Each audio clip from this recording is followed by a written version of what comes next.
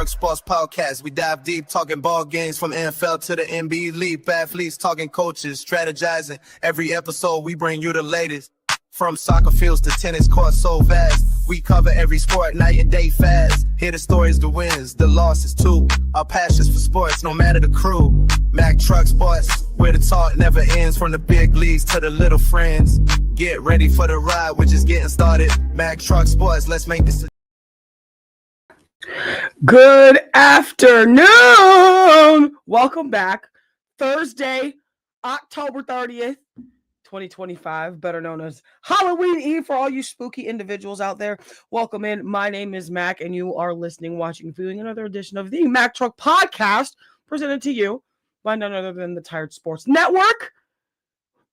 Facebook Live, TikTok Live. Shout out TikTok.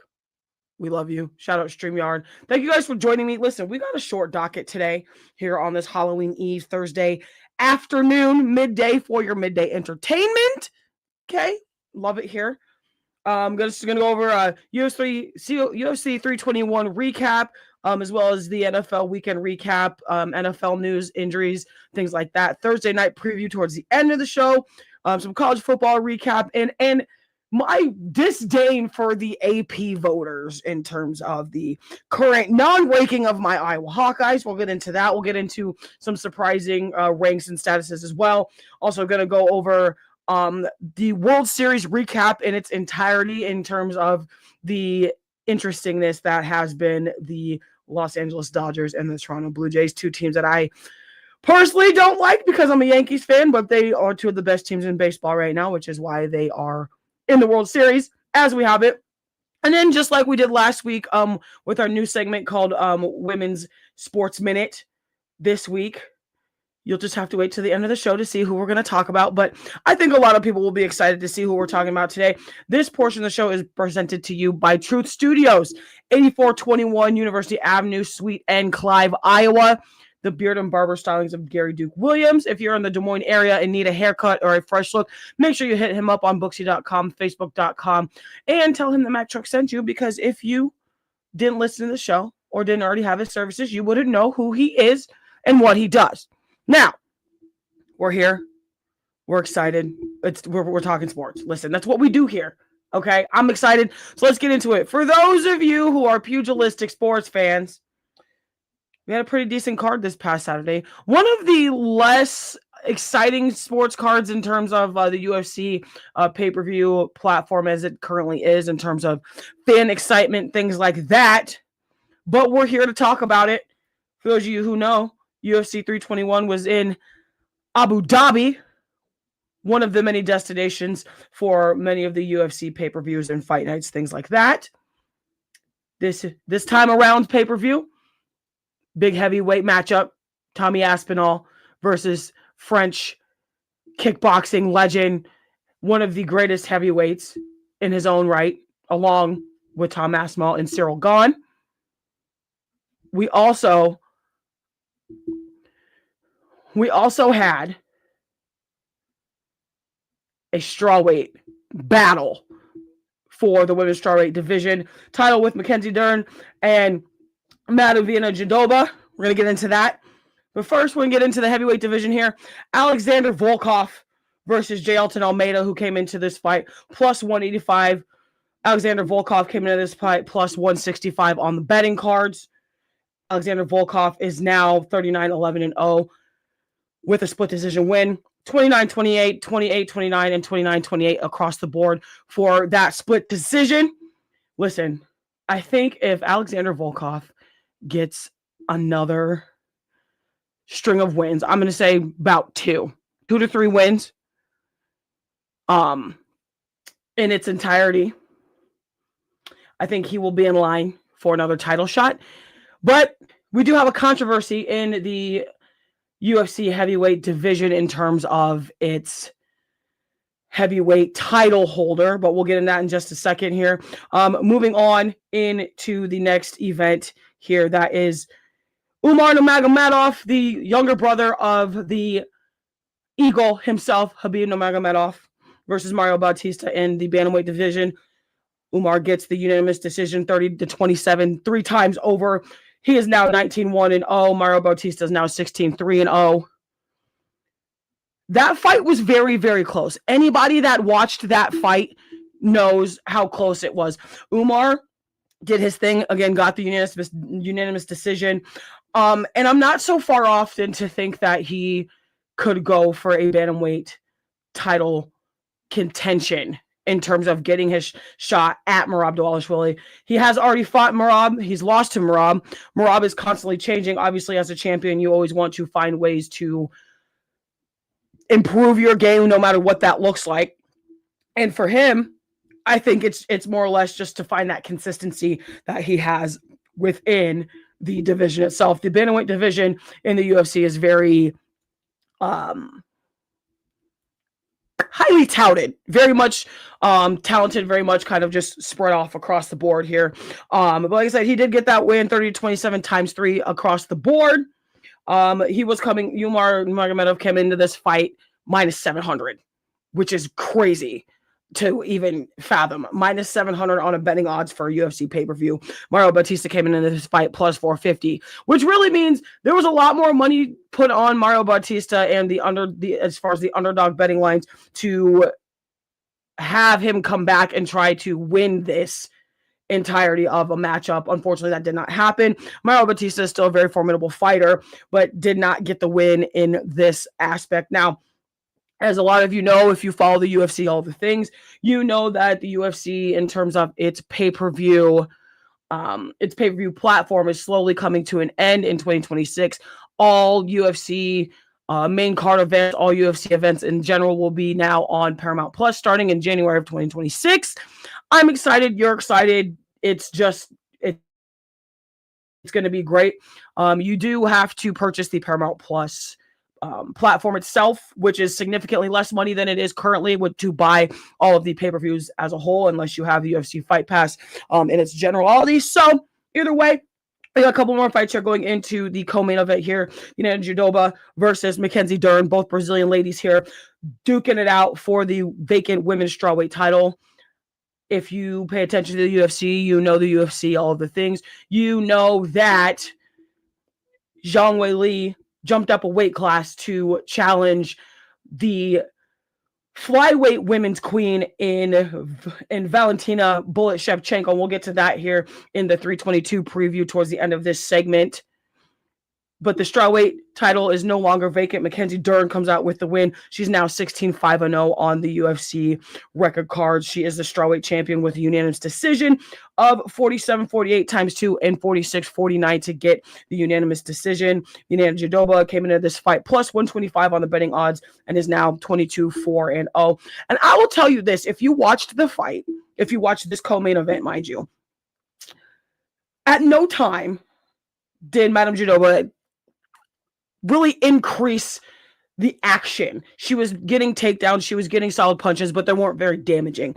Mackenzie Dern, however, pieced her up, and surgically. Now, I will give you the fact that Madame Jandiroba got probably a round and a half in terms of rounds being scored, but Mackenzie Dern just came out flying out of the gates. She's been working at this entirely, just in its entirety, since she got into the UFC, and I think, frankly, it was just her time to get it. And I'm sitting here wondering, how long is she going to be able to defend that title? Because there's not a lot of strawweights left in the division currently, but this is also what we have Dana White's Contender Series for. This is also why Dana White has a show called Looking for a Fight, where he scouts all the talent across the world, whether domestic, foreign, in between, for the next UFC champion or next UFC type champion in fighters.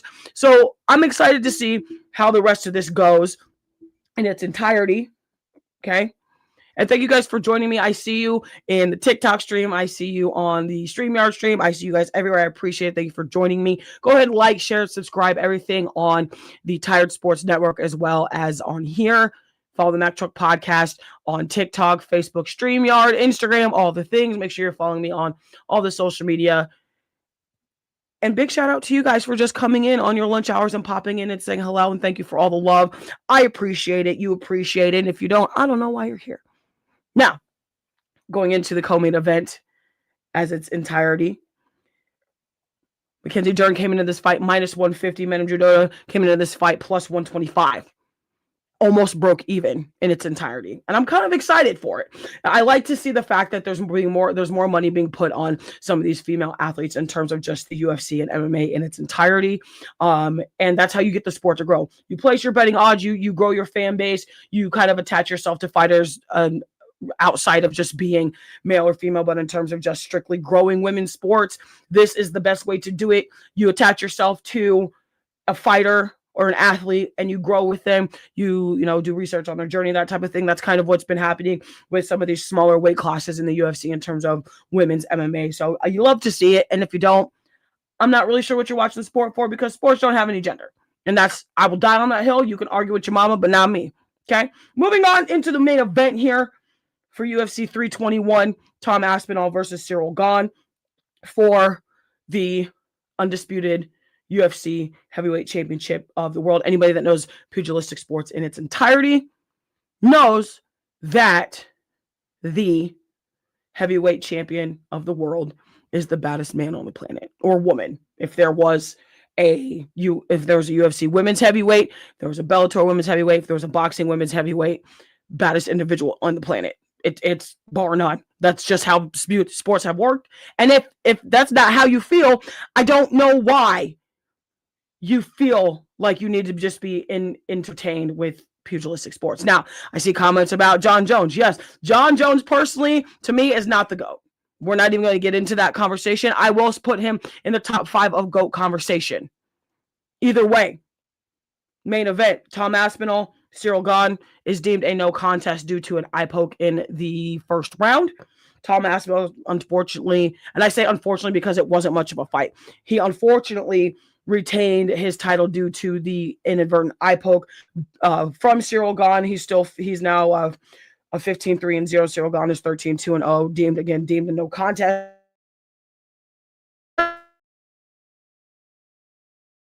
Negative circulation around the UFC when it comes to its entirety, because obviously this fight has been something in the making. For those of you who don't know, Tom Aspinall, before John Jones retired, was the interim heavyweight champion. John Jones was the unified heavyweight champion.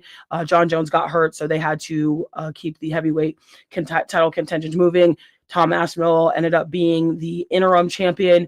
Then John Jones retired, so then he was essentially awarded the heavyweight championship title belt and got injured, so they had to postpone this fight originally.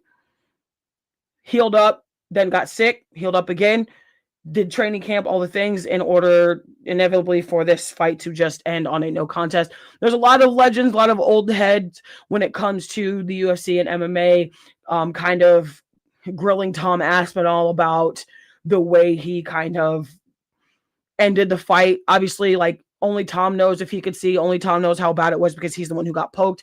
However, I'm kind of leaning on the fact that you have been hurt, you've been injured, you've been sick, you've started to make a comeback in its entirety in terms of trying to defend the belt that you had earned and then were given in terms of its unification.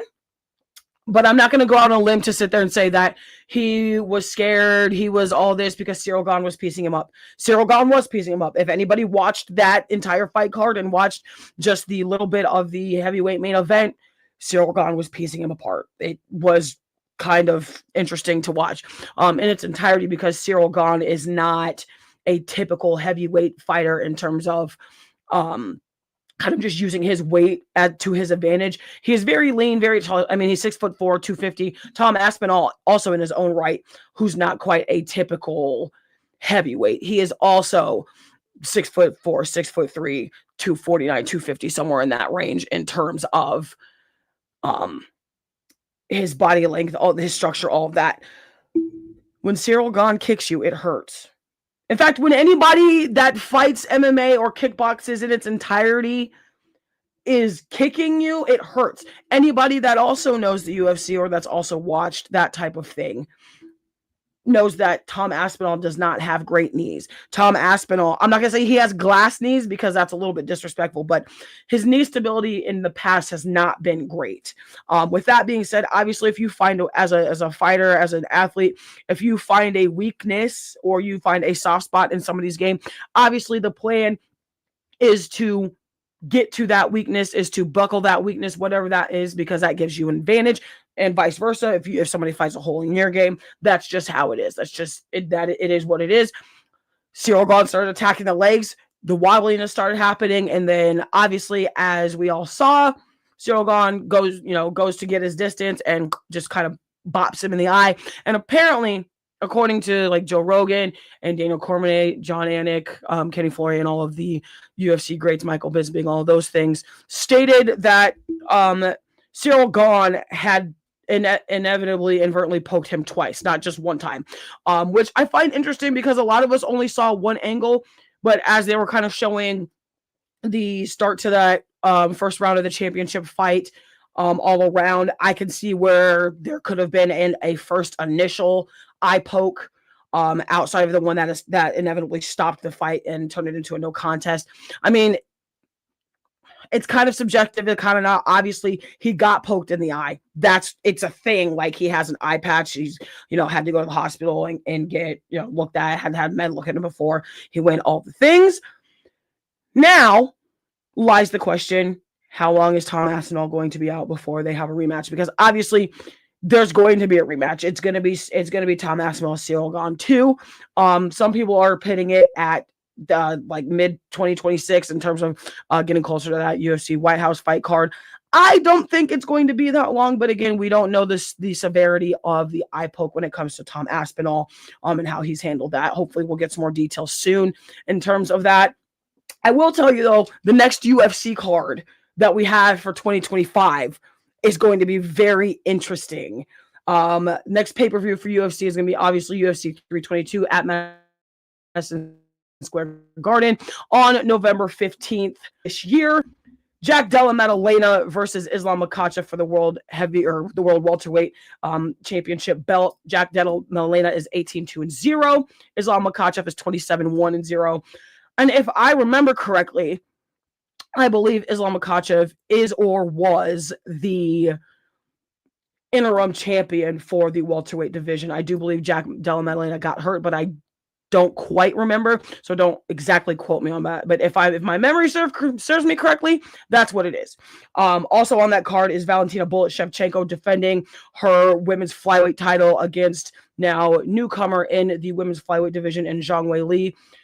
Valentina Bullet Shevchenko is 25-4-1. Zhang Weili is 26-3-0. This fight could get real interesting real fast, depending on personally how Valentina wants to really, essentially, what tempo she wants to take this fight. In her own respect, though, Zhang Weili is also known for doing the exact same thing. I will just go ahead and say this right now as my own personal prediction. I don't think this co-main event with Valentina and Zhang Weili goes the distance.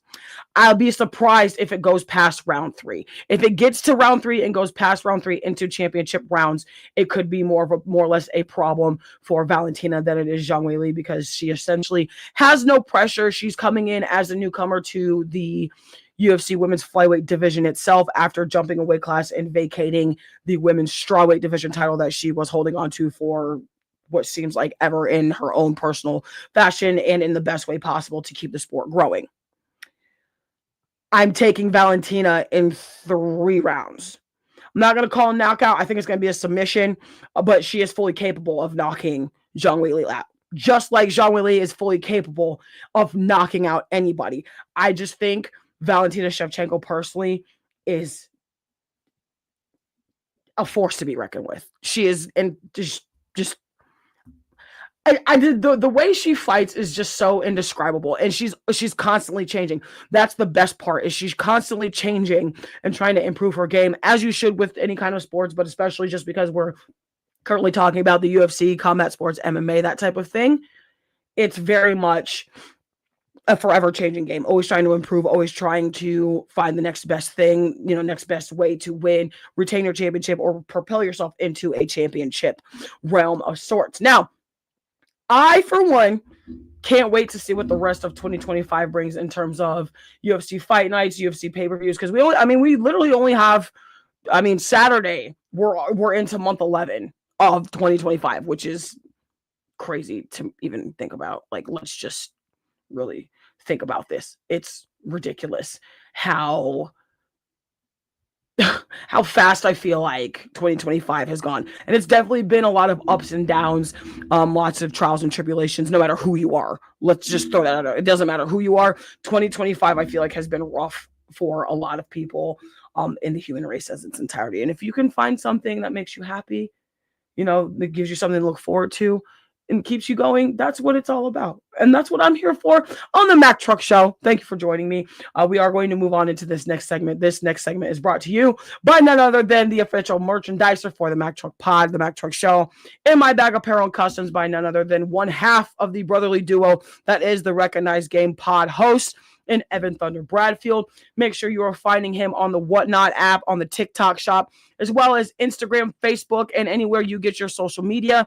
Also, be sure to check out his brand new line that's dropping in a couple days called Nephew. It is an all children's inspired line. I can't wait to get my daughter some of them clothes. Listen, I need him to come out with the adult versions of these too. I need matching outfits, all the things. If you're looking to spice up your look, make sure you're hitting Evan up. Tell him the MackTuck sends you, and make sure you're getting your MackTuck attire from myself or Evan Thunder Bradfield himself.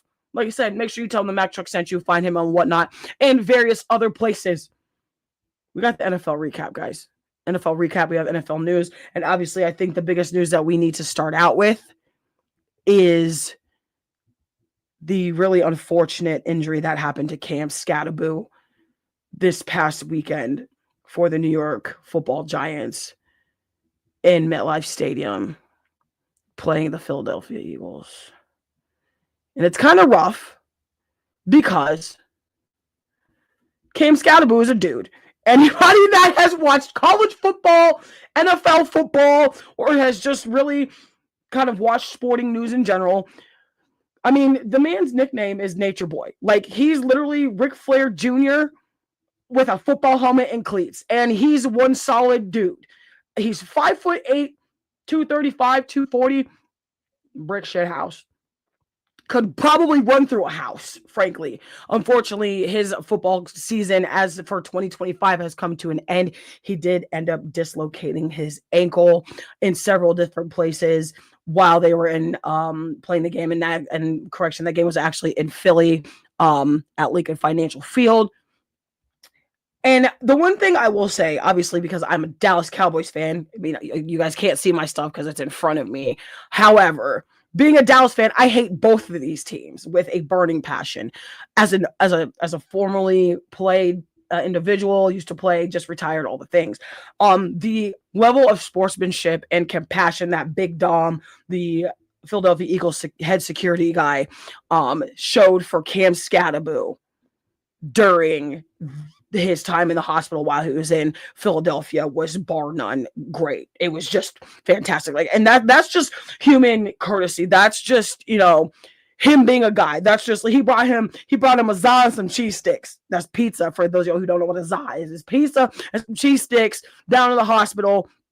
And it was very just upstanding. It was very just, you don't see a lot of people do that in general, let alone a lot of teams do that. Obviously, like with the NFL, it's a very tightly knit community in terms of players, player to player. Just because we're on different teams doesn't mean we're not still human, doesn't mean we don't still care about each other getting hurt, all the things.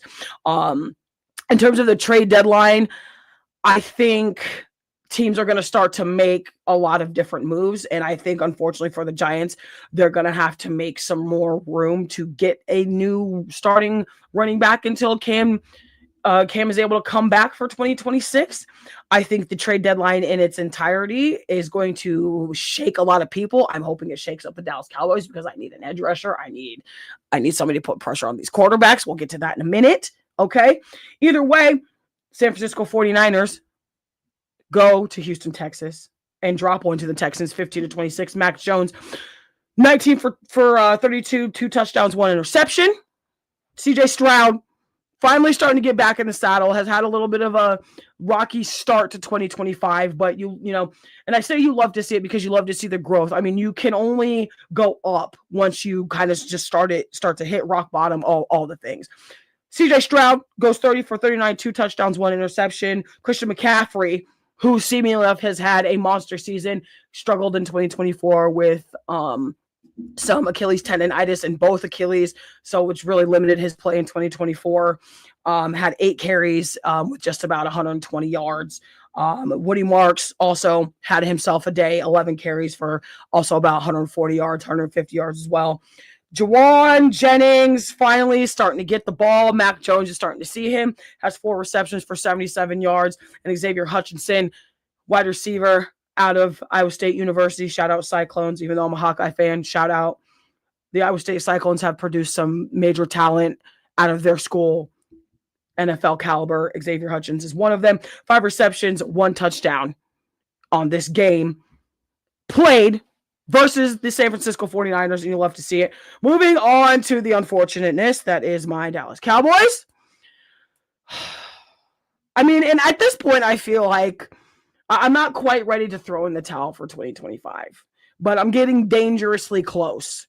And anybody that knows me or that has really common sense in general knows that I will not and cannot defend bad football. The Dallas Cowboys have not been playing great football. They especially played terrible football in Denver. Now, with that being said, everybody is allowed to have a couple, bad games. Dak Prescott had a bad game. The entirety of the defense had a bad game. The only person that seemingly enough still seems to have a decent game when it comes to the Dallas Cowboys and their woes is Brandon Aubrey, the best kicker in NFL. And you can argue with your mama, not me. Brandon Aubrey is the best kicker in the NFL right now. And just next to him, Harrison Butker, okay, Jake Bates, Cameron Dicker, the kicker. All great NFL kickers. Well, let's throw him in there. But we're talking about quarterbacks right now. Dak Prescott, 188 yards total. Okay. 19 for 31, 2 interceptions. No touchdowns. Bo Nix, 247 yards, 19 for 29, 4 touchdowns, and an interception. In fact, Bo Nix threw a pick to start the game. We'll just put that into perspective right now. Thank you guys for thinking of me. Also, thank you. I see everybody popping into the TikTok stream. Shout out TikTok. Shout out TikTok Shop. Shout out Tired Sports Network, live streams, upstreams, downstreams, east streams, west streams, all the things, Discord, YouTube, everything. Big shout out to y'all. Now, back to football. And thank you guys for joining me. I see you guys in the comments. Thank you for thinking of me, all the things. Javonte Williams, the current starting running back for the Dallas Cowboys. 41 yards on 3 carries and 2 touchdowns. I love to see it. Love to see it. J.K. Dobbins also had himself a game. J.K. Dobbins has been kind of just struggling through injuries to stay kind of relevant in terms of just like making sure he's getting back on his game. And he had himself a day. 111 yards, 5 carries. Like, the man is hard to stop. I don't know if anybody remembers him playing for Ohio State. He was hard to take down then. He's equally as hard, if not harder, to take down now. And it seems like people don't quite understand the physical transition from having your college athlete body to the professional athlete body is like, bar none, day and night change. And it's significantly it's a significant day and night change if you pay attention or you watch. And it's okay if you don't. This is what you have me for. This is what you have shows for. This is what we have social media for. These types of things. George Pickens, 7 receptions, 78 yards.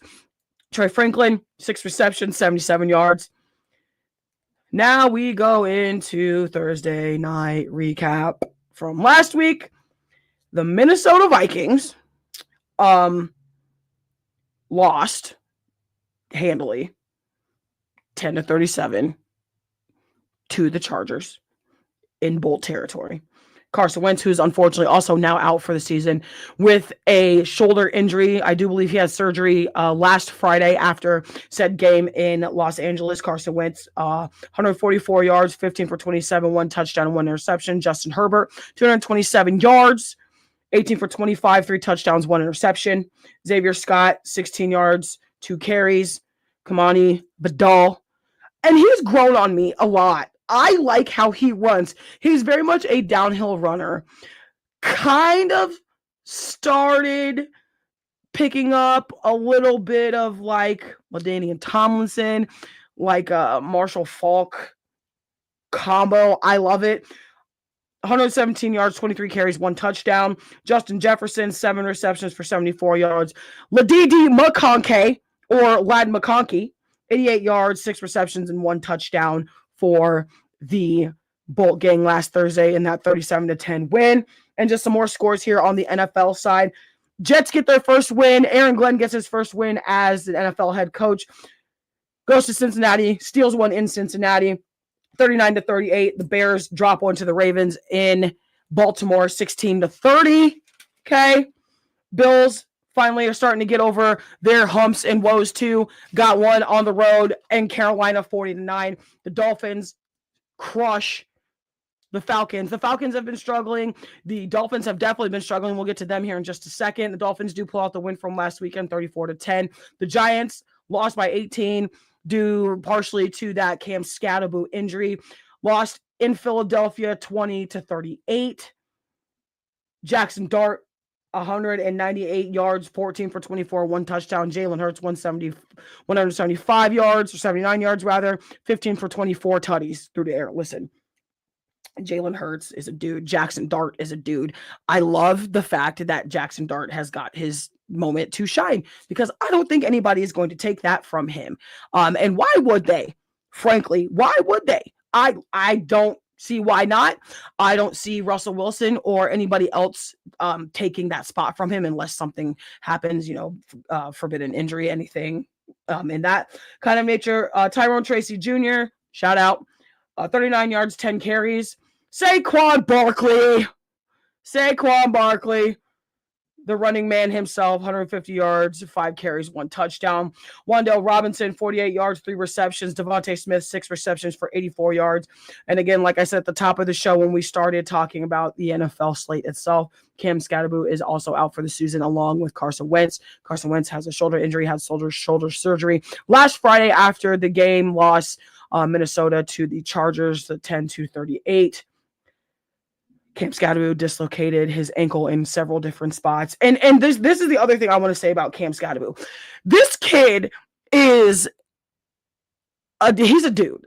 And he's so stand-up. He literally went on the record Tuesday to the Giants front office and basically said, I don't want to be a financial burden to the team. Is there a way that you can cut my bonus pay or cut my pay since I'm hurt? What player in their right mind do you know does that? Somebody tell me that. In what world have you ever seen an athlete call their front office and say, hey, I'm not of any use physically to the team right now. I don't want to be a financial burden from stopping us in getting better players or more players in this trade deadline. Is there any way to, shave off some of what I'm getting paid to play football for you? I don't know. I don't think I've ever heard of that actively as a season is happening. And it's interesting to me, frankly, in the best way possible. And I'm not saying that nobody has done it. I don't think they've just ever been vocal about it so fast. I know, players and athletes will take pay cuts to try to get big name athletes, get big name players on the team, things like that. Allow more room to pay some of those just role players, bench players, things like that. Give those people on the practice squad and practice teams the opportunity to make a little bit more money while they're, rehabbing, trying to, get a spot on the active 12, active 52, whatever that looks like. But Cam Scatterbo is just he's a dude, and I have so much respect for him. In fact, I have so much respect for a lot of these athletes. I might, run my mouth and talk all the mess, but that's what happens when you get into sports commentating, sports radio, sports talk. It's all a controversy, as Pat McAfee likes to say, in some aspects, and that's just the world of sports. That's just how it happens. Moving on, the Browns lost yet again to the New England Patriots 13-32. And we're going to stop there too. Listen, I need the Browns front office and coaching staff to put Shedeur Sanders in for the love of all things sports and holy. Give that man a chance because, again, anybody that's watched sports, knows sports, that listens to sports commentating, talk shows, anything like that. I mean, I think it's a general consensus that Dylan Gabriel is not getting the job done for the Cleveland Browns. And unfortunately for the Browns, they have a history of quarterback struggles. They have a history of trying to, get the ball rolling with their offense, overpaying their quarterbacks, and then just leaving all of their woes and worries for the defense and the rest of the offense to try to figure out and try to scrape together some wins. If I'm the Cleveland Browns, I, at this point, don't see why I'm not giving Shedeur Sanders a shot, because you might lose Myles Garrett, even though you just paid him. You want him to keep slamming his helmet at the end of every game, or the fact that him and the defense is only getting what seems like 30 seconds to a minute of a break when it literally has to be equal on both sides. While it is true, defense wins championships, all the things, the defense can't play offense too. The defense cannot run the ball. Okay. The offense cannot make tackles unless a pick is made, things like that. Everybody knows their primary role. Put Shedeur Sanders in and give him a chance. You saw what he did during preseason. You saw what Dylan Gabriel did during preseason. You had Joey Flacco, and then the Bengals traded for him because Joe Burrow is still out with a grade 3 turf toe injury until December. And now Joe Flacco may also be out due to a sprained ligament in his throwing arm. So now what are the Bengals going to do? And what are the Browns going to do? These are just things that people need to consider, because especially with the trade deadline coming up. More news and notes here from the NFL. The Tampa Bay Buccaneers waxed the New Orleans Saints. Kellen Moore's New Orleans Saints, 23-3. The Titans lost to the Indianapolis Colts. Shout out Colts. Shout out Danny Dimes too. Man, Danny Dimes and Jonathan Taylor, Michael Pittman Jr. Big three in football. Either way, Colts get that win, 38-14. The Packers and the Steelers on Sunday Night Football. This was supposed to be Aaron Rodgers' vengeance game, comeback game, young gun who took his spot in Green Bay versus the mentor, the old head, the Super Bowl champion, has a lot of history, obviously, in Green Bay. Did not fare so well.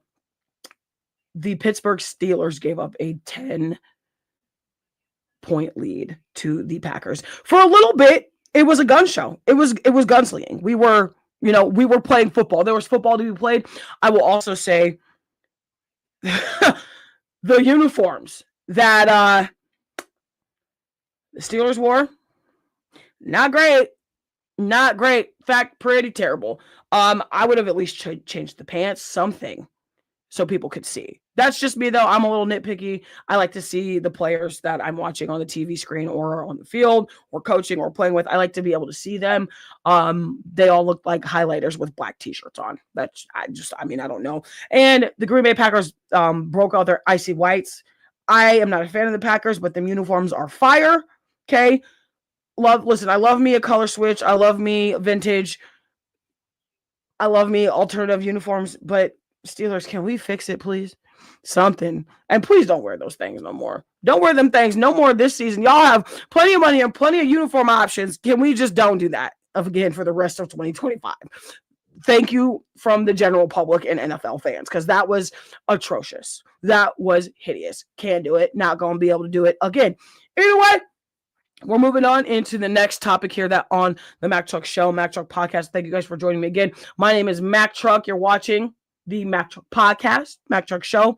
We are talking sports as we do once or twice a week here on various platforms, not limited to, but including StreamYard, TikTok Live, Facebook, Instagram, Discord, YouTube, and really anywhere else you get your audio streaming pleasure. Make sure you're liking, following, sharing, and subscribing to everything on the Tired Sports Network, as well as all things in my bag apparel. This portion of the show is also brought to you by Them Patton Spirits, the wonderful beverage line that is from Daniel and Jen Patton. Make sure you're hitting them up on Instagram at Them Pattons, at THEMPEPATTNOS. Make sure you tell them MackTuck sent you. They are also one of the official sponsors for In My Bag Apparel, the MackTuck podcast, as well as numerous businesses around the Des Moines and St. Louis, Colorado area. Please indulge responsibly, because as an adult, you should be able to do that. And if you can't, that's not your fault. But maybe just don't indulge. But tell them the MackTuck sent you and get it going. College football. Boy, do I love college football.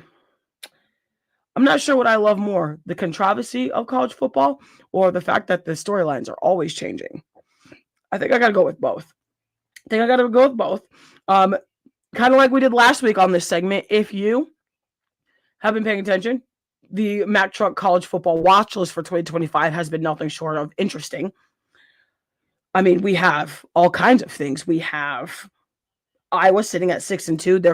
They're going into a bye week this week. They play Oregon in Kinnick Stadium a week from Saturday on the 8th of November.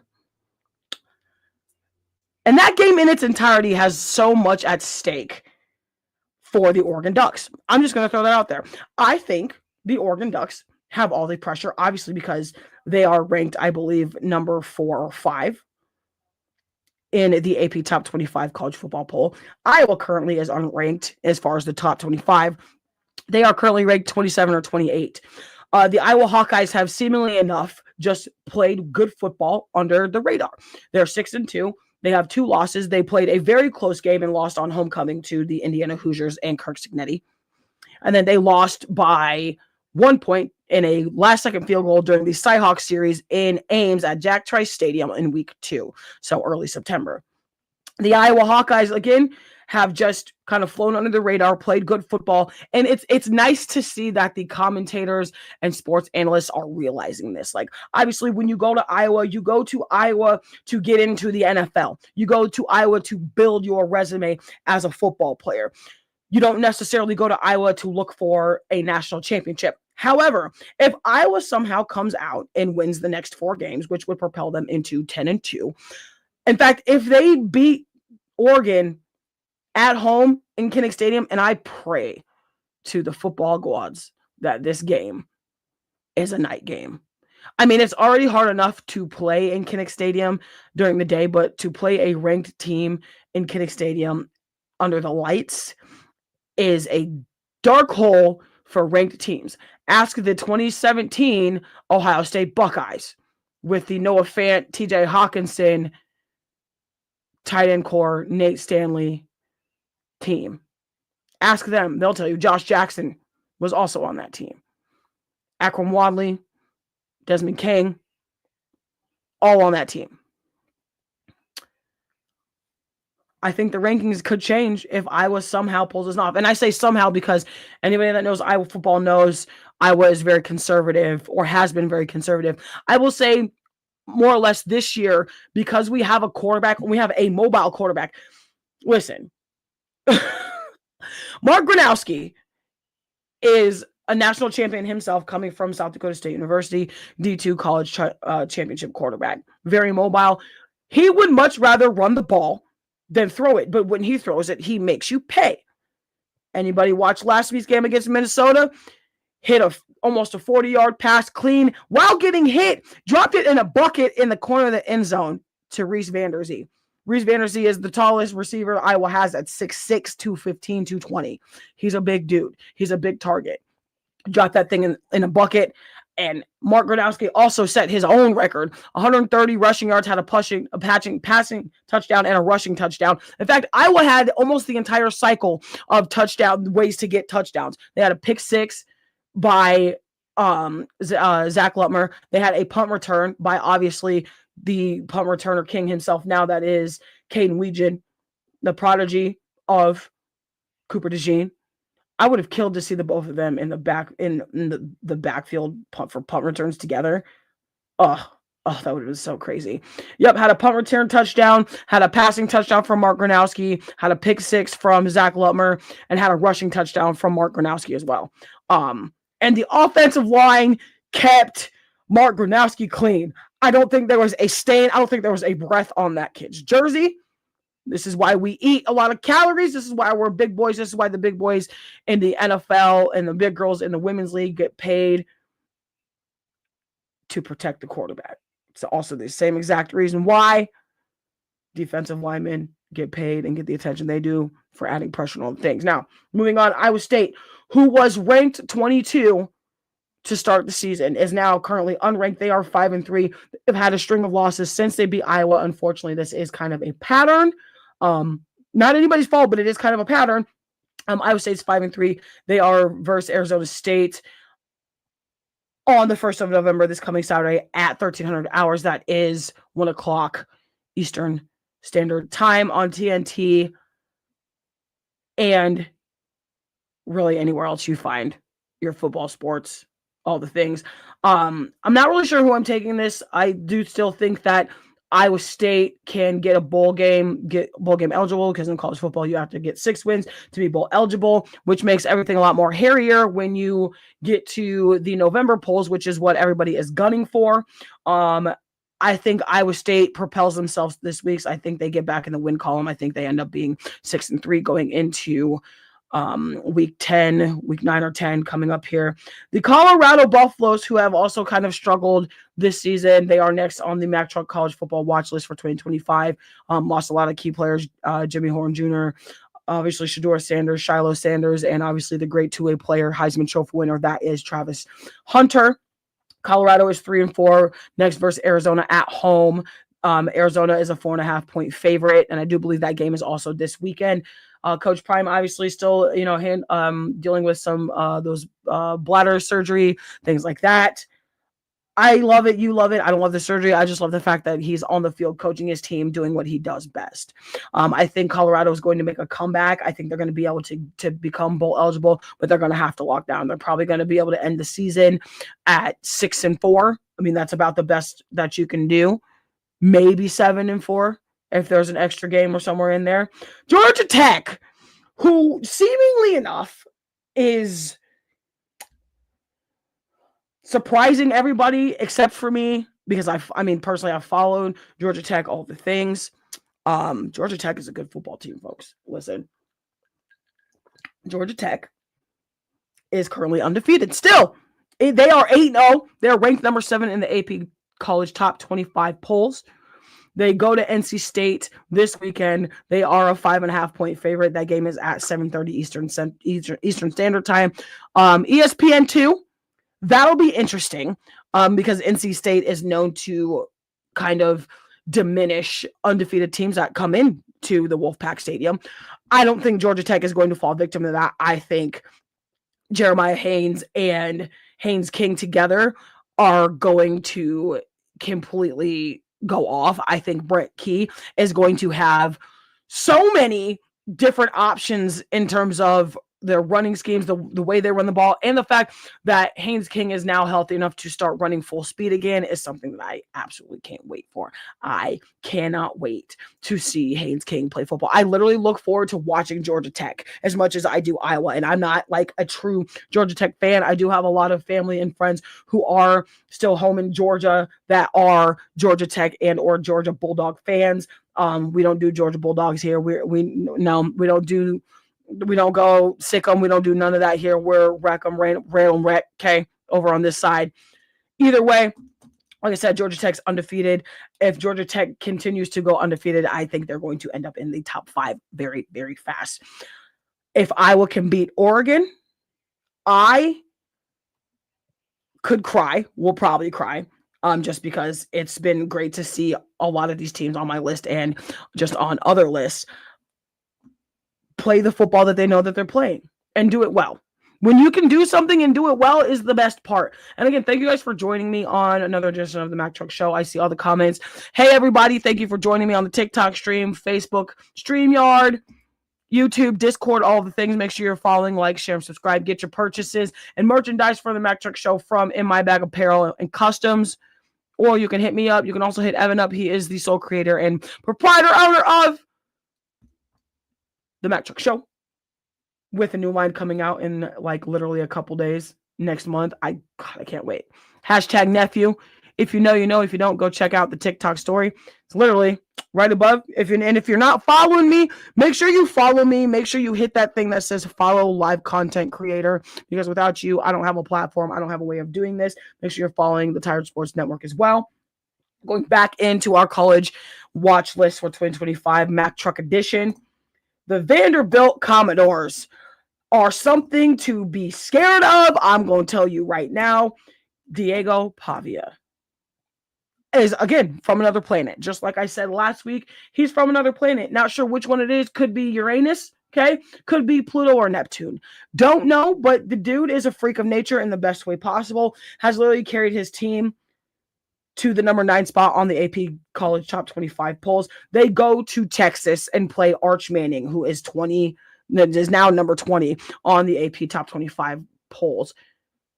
They were ranked number 1 coming into the season. And frankly, I think it's ridiculous, because how do you rank Texas as number 1 when Ohio State is the current champions of college football? Make that make sense. The AP voters are on some strain, and whatever it is, I need them to share, because you, sirs and ma'ams, are delusional as all get out. And for those of you who also pay attention, Joel Klatt, shout out Joel Klatt. We love Joel Klatt over here on this side of the internet. Okay, this is a Joel Klatt hate-free zone. If you don't want to follow that rule, keep scrolling or whatever have you. I was watching a little snippet of the Joel Klatt show, whatever you want to call it. He made some very good points, and I sent this to some of my Texas fan friends. I sent this to some of my Iowa fan friends, because we're talking about Texas and Vandy. They do play each other this coming weekend at 12 noon on ABC. Texas is also a 2.5 point favorite for that game, just so we're sure in mind all the things. Okay. Texas is 6-2. Iowa is 6-2. Texas was ranked number 1 this season. Iowa was ranked at 45 or 47 going into the 2025 season. They have the exact same record, and Iowa has kept winning. Texas has had a couple losses, has had a couple struggle wins. I'm now kept to think that the AP poll voters won't admit or can admit that they got it wrong.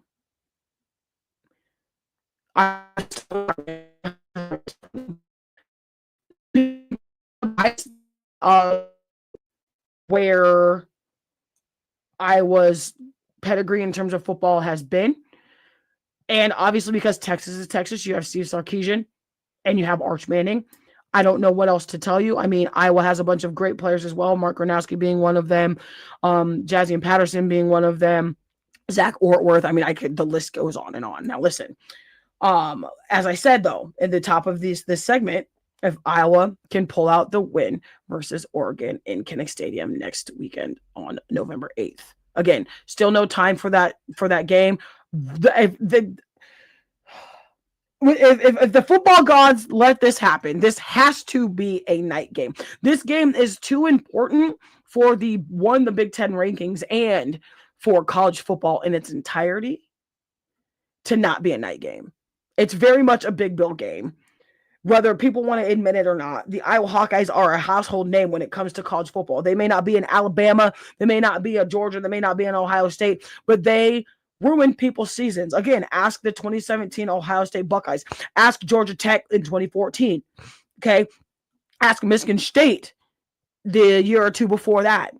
The Iowa Hawkeyes are known to play good football. The Iowa Hawkeyes have been ranked before. Their highest ranking as of the past couple of years they literally have been ranked in the top 2. There's been seasons where they've gone completely undefeated. There's been seasons where they've gone undefeated and then lost a couple games and still made it to a very good bowl game and completely just obliterated teams in bowl games. There have been years where they have played completely conservative and squeaked out wins. Really, any Nebraska game in the past decade or more, just to give you an example. Either way, again, Vandy plays Texas this weekend. I'm taking Vandy by 4. Might be a little disrespectful. I don't really care. You know, I don't really, I mean, it's nothing against Texas. Texas just hasn't been consistent enough for me to be like, oh my gosh, I'm going to take Texas. Right now, I'm literally taking Vandy. Vandy has shown the most consistency between these two teams when it comes to college football. Now, getting into all of the rest of the college football news here on the MackTuck show, the MackTuck podcast, whatever you want to call it. Thank you for joining me. Brian Kelly gets fired from LSU. I'm not sure if anybody saw this coming. I can say I personally did not see this coming, but I also have not followed LSU for a while. But what I can tell you is that Brian Kelly is now the third or fourth coach to be fired from a Power 4 team this season. Most recent one outside of Brian Kelly, James Franklin obviously loses his job with Penn State after falling 3-3, losing to Iowa, UCLA, and Northwestern back to back. Billy Napier fired from Florida. I mean, we all really know why. They haven't done anything since he replaced Dan Mullen and all the things. Billy Napier's out the door at Florida. Now Brian Kelly. Other honorable mentions, okay. Mike Van Gundy, Oklahoma State. Sam Pittman, Arkansas, Brent Pye, Virginia Tech, Deshaun Foster, UCLA, all also in the middle of the season as well. Trey Bray, Oregon State as well, just to name a few. We're gonna get to the entirety of the list here in terms of money and what that looks like. Kelly's buyout from LSU is now the second largest buyout in FBS history, which literally still follows the biggest one to this day, Coach Jimbo Fisher's buyout of $76 million from Texas A&M. Jimbo Fisher, $76 million, Brian Kelly, $54 million, and James Franklin is now down to number 3 in terms of the third largest buyout for coaching replacements at $49 million. There has literally been $168 million in buyouts for 2025 when it comes to coaching contracts. And again, you can find all this information on pretty much any sports site, ESPN, Bleacher Report, things of that nature.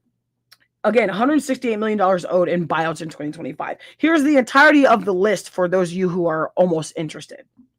Billy Napier, Florida, $21 million. Mike Gundy, $15 million. Oklahoma State. Sam Pittman, Arkansas, $9.8 million. Brent Pry, Virginia Tech, $6 million. Deshaun Foster, UCLA, $5 million. Trey Bray, Oregon State, $4 million.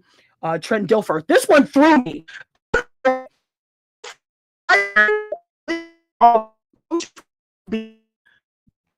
Floored me.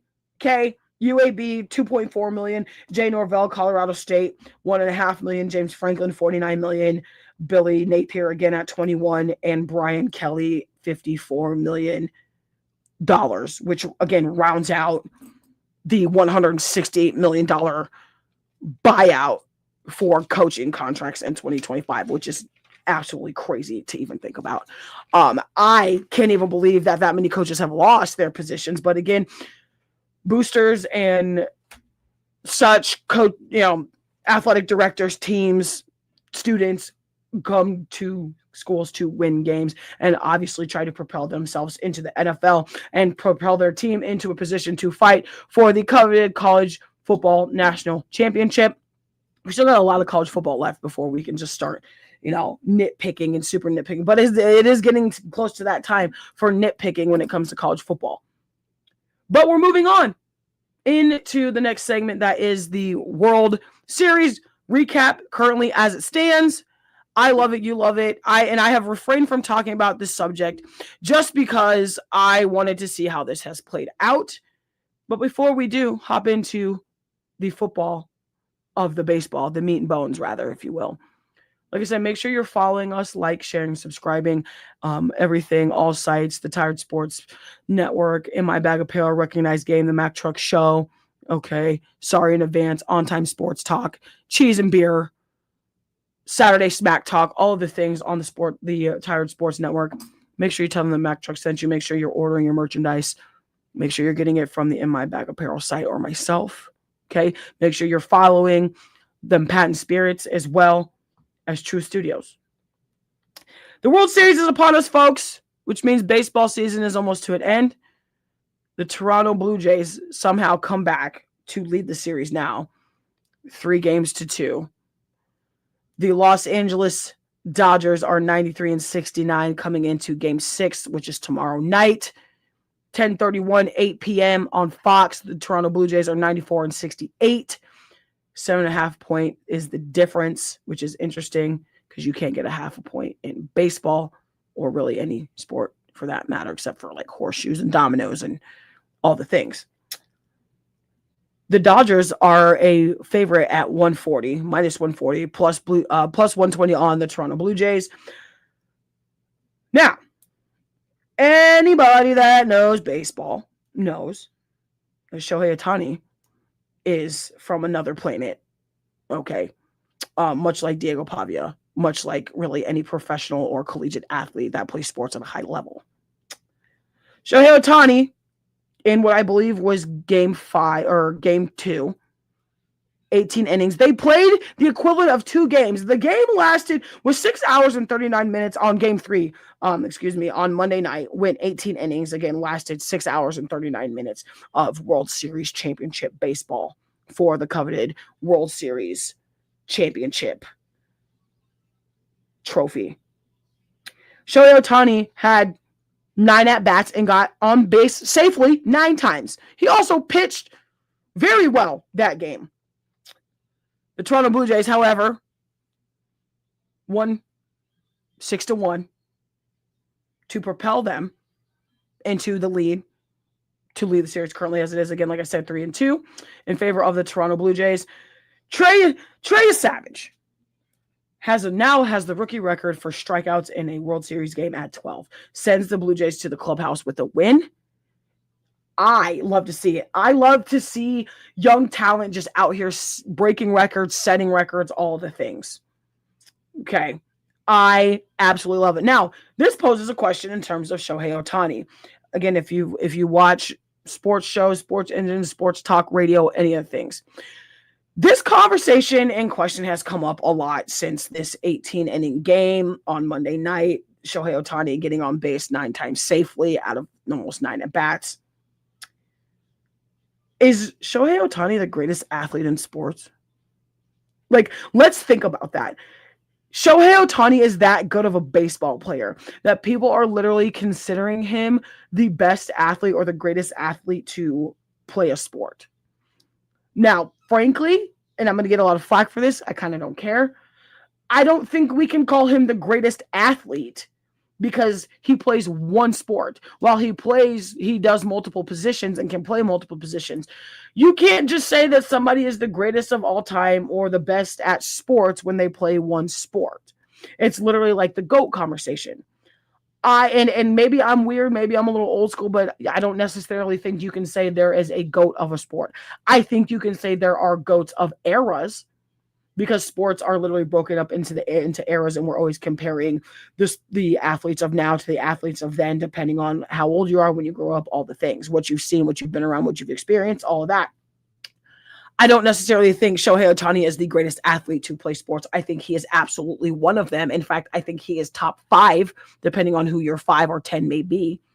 And if you're one of those people who considers Shohei Ohtani the best athlete to grace the professional sports platform as its entirety, what constitutes him as being a great athlete, or the greatest athlete, I should say? What constitutes Shohei Ohtani being considered the greatest athlete of sports? I mean, I feel like this is kind of a rhetorical question. I think this is more of an open-ended question. I don't think there's a right or wrong answer. I do think it's a lot of subjectivity, objectivity, obviously, and opinion-based. But obviously, facts are there as well. Facts are there. That is a thing. The numbers don't lie. Okay. I don't think you could try to lie if you wanted to, really, in its entirety. I also think that it's rather interesting to see how many people literally have just kind of gathered in the fact that Shohei Ohtani as a whole has changed baseball since he came from the Japanese baseball system. And he's also changed baseball in Japan. Like, you can start playing a professional sport in other countries as young as, I believe, 13 or 14 years old, depending on what the sport is. It's interesting to me how he's changed the game and helped change the game so fast. It's the way he plays. It's his moxie. It's the fact that he can pitch 100 miles an hour without breathing. Like, he can sniffle and pitch a 100-mile fastball and it'll miss you like that. It's outrageous to me in the best way possible. And I really think that when it's all said and done, when his career is all said and done, he's going to be out here breaking all kinds of just records and setting records and finding records from like the 1940s and just, doing what he does. And he's doing it with the backing of his team. The difference for me is Shohei Ohtani is one of the greatest athletes on one of the greatest teams. Unfortunately, it is the LA Dodgers, but it's not just money that buys talent. It's camaraderie. It's the brotherhood. It's the love of the sport. It's the passion for the sport. I mean, you have Freddie Freeman, Shohei Ohtani, and Mookie Betts just out here swinging bats like, it's going out of style. Like, and they have one of the lowest salary caps in terms of what they've spent to build their team. The highest team this year for 2025 in terms of salary cap and contracts is actually, ironically enough, for once, it's not the New York Yankees, although they proudly hold that title for whatever strange reason. It's actually their cohorts on the other side of the subway tracks of the New York Mets and Juan Soto. Just to throw that tidbit out there for those of you who didn't know. And you can find this information again on ESPN via Jeff Passan and any other baseball analyst on ESPN. It's crazy to me. I love it. You love it. And if you don't, I don't know what you're watching me for. Either way, we're going to go into one of our last segments here. Just our quick Thursday night football preview. The Baltimore Ravens visit the Miami Dolphins in Tua T, Jalen Waddle in Hard Rock Stadium. The Ravens are 2-5. The Dolphins are 2-6. That game is at 8:15 Eastern Standard Time on Prime Video. The Ravens are a 7.5 point favorite, which is interesting to me because as it currently stands, Lamar Jackson is still out. He has been at practice. I don't know if he's practiced fully, full pads, everything, but he has been on the practice field moving around. You have Snoop Huntley, TJ Huntley as your starting quarterback currently as it stands for the Baltimore Ravens. You also still have, obviously, Hollywood Brown. You still have Xavier Worthy, okay, tearing it up on the other side for the KC Chiefs. Really, he still should be a Raven, but it's my opinion. Also have King Henry, obviously running the pill, slinging the pill. You love it. I love it. Tua T and his struggles, Mike McDaniel and his struggles. I'm hoping that the Dolphins somehow come out with this win. Tua T, seemingly enough, has gotten progressively better. The Dolphins have struggled this season, obviously, with the loss of Tyreek Hill back in week 4, I believe, dislocated knee. He's out for the season. Again, Cam Scattergood is out for the season. Carson Wentz is out for the season. Kyler Murray also, who was out for a little bit, just got cleared and was announced the starting quarterback for the Sunday Night Football matchup in Dallas versus those Dallas Cowboys. Football's still upon us, folks. I mean, it's literally middle of football season for both college and NFL. It's, we're coming on the closing months of 2025, a very interesting 2025, mind you. And now that we've reached the end of the show, if you were joining us from the top of the show, and again, thank you guys for joining me. Thank you for thinking of me here on the MackTuck Show, the MackTuck podcast presented to you by the Tired Sports Network, as well as In My Bag Apparel, Truth Studios, and Them Patent Spirits adult beverage line. This is the part of the show where I get to highlight a female athlete. This is called the Women's Sports Minute. Last week's Women's Sports Minute, if you missed it, was done on the great pioneer and my personal GOAT in women's MMA and MMA of Ronda Rousey. This week, new sport, new athlete. The GOAT of all things gymnastics and Olympics. You know her, you love her, and if you don't, you're absolutely crazy and from another planet. Simone Biles.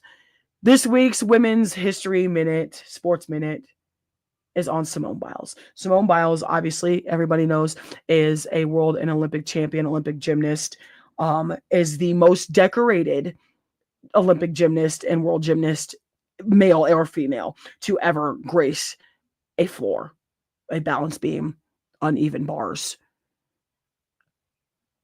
floor exercise, and the vault. The woman is literally the GOAT of gymnastics. She has 30 world championships, 23 gold medals, 11 Olympic medals, and again is the most decorated gymnast in the history of gymnastics. She's also married to NFL safety Jonathan Owens, who plays for the Chicago Bears. Jonathan Owens is a dude. Shout out Jonathan Owens. Shout out Simone Biles. For me, it's the way that Simone Biles has changed the overall outlook of women's sports, and she has done it handily. She has battled her way through mental issues. She has battled her way through injuries. She's battled her way through coaching scandals. She has battled her way through sickness. She was in the last Olympics that she ended up being top 3. The most recent Summer Olympics, she almost couldn't finish because she was that tired and that sick. The previous Summer Olympics, she lost her aunt. And she has still just kept going. She's gone from the Olympic ranch. She's gone as far as like the Olympic camps with the Russian coaches. She's gone from just her own trials and tribulations to change the outlook of women's sports and gymnastics by doing the thing that she loves, and she's good at it. Mind you, she's also only 4'8". So I believe technically in the United States, she would be considered a legal midget. Or vertically challenged, as I like to say, because midget is rude and mean. So I apologize. However, Simone Biles, with her small stature and her powerful body, first of all, I wish I were that cut up. I'm 5'10". I'm a foot taller than her. I'm a foot and 2 inches tall. I'm 14 inches taller than she is. And I also probably weigh 140 pounds more than her. I'm also a brick shit house, built different. I wish I could do half the things that she does. She has 6 different moves named after her, but the one that she has that she's most famous for, obviously, is called the Biles 2. It's a triple twisting, double tuck salto, or better known as the triple double tuck. And she lands it perfectly almost every time. There have been so many people that have tried to emulate it. But what I want to know is how you get your body to rotate that fast at that type of velocity and not have your kneecaps fall off.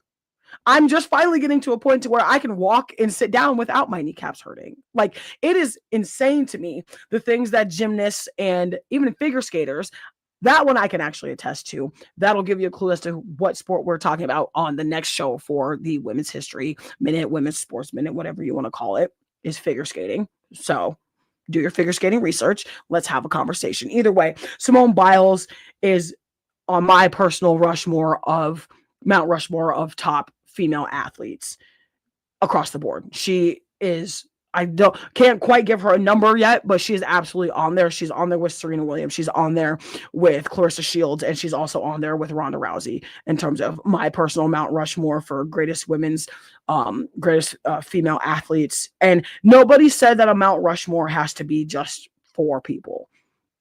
Like, well, yes, the actual structure of Mount Rushmore is 4 to 5 presidents and influential people for this country. But mine is a little bit more. And I feel like a lot of people's is a little bit more. But the way Simone Biles has changed the outlook and view of women's sports has been fantastic, because she is a household name. In fact, I mean, and it happens with celebrity couples, it happens with athletic couples. Simone Biles is a household name, more or less so, more than her husband, who is very talented in his own right. Jonathan Owens is a dog, for the record. If y'all watch the NFL, whether you're a Bears fan or not, if you watch any Bears games or have watched his career when he started in Green Bay, after being drafted to the Cardinals in 2018, Jonathan Owens is a dog.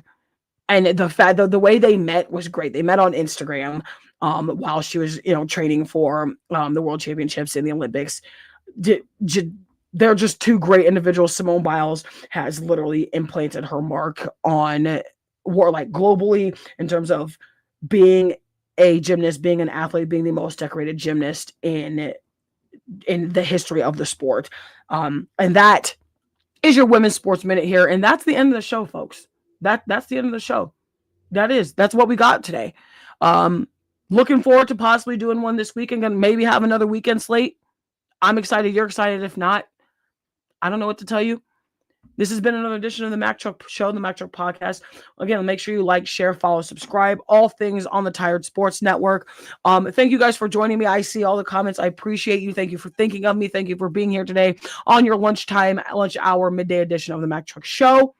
Like, follow, share, subscribe. Make sure you get your merchandise. If you want merchandise, make sure you're hitting me up or Evan Bradfield at In My Bag Apparel. Make sure you're following him on the Whatnot app, TikTok, all the things. If you're watching on the streams over here on the Discord side, thank you for joining me. If you're following here on the TikTok stream and on the TikTok shop, we love y'all. TikTok shop, stay easy. Thank you very much for thinking of me. I'm out. I'm going to go drink my Dr. Pepper and go to the store with my babe. Babe was in here. I don't know where she's at. But if you're still in the comments, babe, and if you guys are still in the comments, everybody type in capital letters, hey, babe. She loves it when you all say hi to her. She might try to lie and say that she doesn't, but she does.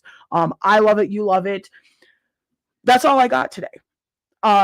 More sports to come. There's always more sports to talk about. We will have the docket for the next couple shows here out in the next couple days. Enjoy the weekend. Be safe. Be a friend. Tell a friend something nice. It may change your life. Words of Pat McAfee. And the greatest words of Ellen DeGeneres. Be kind to one another. And in the illustrious words of myself and the great Prescott Kelly, stay up, stay blessed, stay tuned, and stay sporty. We'll see you on the next one.